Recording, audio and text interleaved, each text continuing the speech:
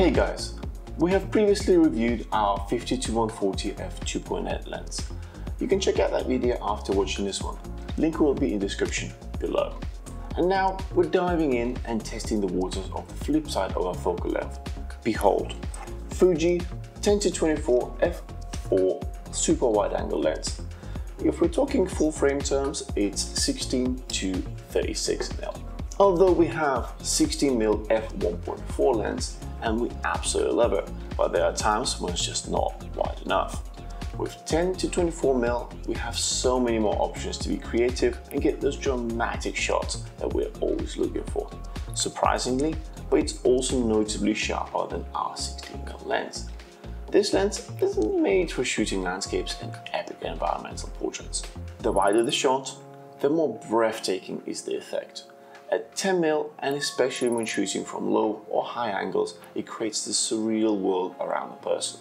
Here, we shoot long exposure pictures at our photography group where we do steel wool spinning. And the lens was just perfect for the setting. When using a tripod, the limit of f4 is not a big of an issue. Just use a longer exposure.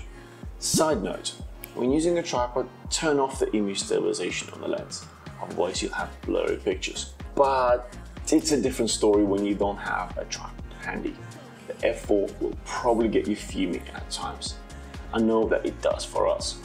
It's important to remember that every situation is different, and in a lot of cases you don't need those lower apertures. This shot of New Year's Eve fireworks in Singapore was captured at 10mm 1/60 f4 ISO 2500. With faster lens, we could lower the aperture and ISO accordingly, but this particular situation required f4, maybe even f5.6 to get all the action in focus.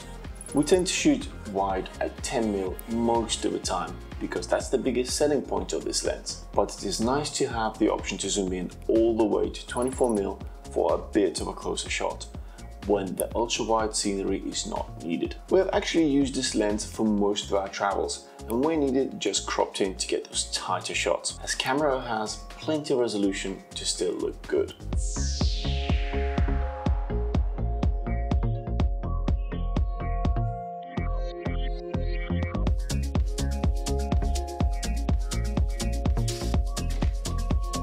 A few nice features. Zooming in this lens is actually internal, so it doesn't get any bigger or smaller, and the filter size is 72mm. We love that most of Fuji lenses are in that range, so we can have one ND filter with few adapter rings. It's actually funny, while making this video and selecting the pictures for it, we realized that our 10-24mm lens is most often used in portrait photo shoots. It would not be the first lens of our choice for all portraits, but for specific effect in specific scenarios, this lens has been exceptional. Similar like it was with environmental portraits, we shot from low angle to give that feeling of exaggeration and distorted reality. Here our friend and model Nok seems like a fashion goddess. The focal length and the angle makes her seem unreachable, superior and fierce. The lens is also a lifesaver with photo shoots in cramped spaces. It allows you to get close, but at the same time you can still get into the frame the whole person.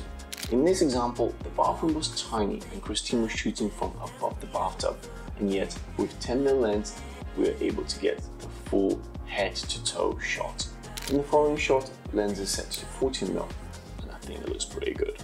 By the way, be careful while dangling your camera and yourself above the bathtub. Subject separation on this lens is a challenge. You need to get very close up to see it, but then you'll get a lot of distortion as it is a wide angle lens. At 10mm, try to position the person away from the edges of the composition, otherwise you'll get really weird proportions. This lens has something odd. It is actually stabilized. It is really unusual for a wide angle lens to be stabilized, as they don't really suffer as much from the shake. This, on the other hand, has a really good stabilization, which helps with handheld shots and also makes recording video pretty smooth. Let me highlight a few downfalls of this lens. First, no weather sealing. A bit of an issue. Every time we shoot landscape, we seem to catch lovely rain. especially when hiking and trying to get that perfect shot of a sunrise or sunset. Number 2, it is rather bulky. So if you want a light travel lens and providing you don't need the super wide angle shots, I would rather recommend a kit 18-55 as it's pretty good at all-round lens. Point 3, it is f4. So expect to bump up your ISO at night or slow down your shutter. There is a complex distortion which is normally dealt with by most RAW converters automatically or by the camera itself via the JPEG engine, but you will lose some very edges through this conversion and still be left with some distortion. This may mean that for architectural shots, for example real estate work, you may be better off with one of the primes that has less distortion. And finally, number 5, bokeh. It is basically non-existent on this lens. To be fair, wide-angle lenses don't really have bokeh, but this is also a slow wide-angle lens, so you kind of miss out. But then again, landscapes is not a con anyway. In conclusion, if you're on the market for a super wide-angle lens and would like flexibility, then this is the one for you. On the other hand, if you shoot more in the dark or like some nice bokeh, then I would recommend looking into the 16 f1.4. And for the very few out there who have buckets of money and they want the widest possible lens, Fuji 8-16 f2.8 is simply a beast. To be honest, there are a lot of third-party manual lenses out there. They are slightly cheaper and very sharp.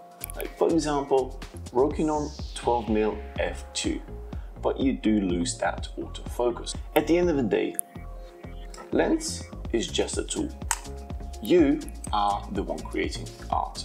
I hope you enjoyed that. Don't forget to smash that thumbs up and subscribe to show your support.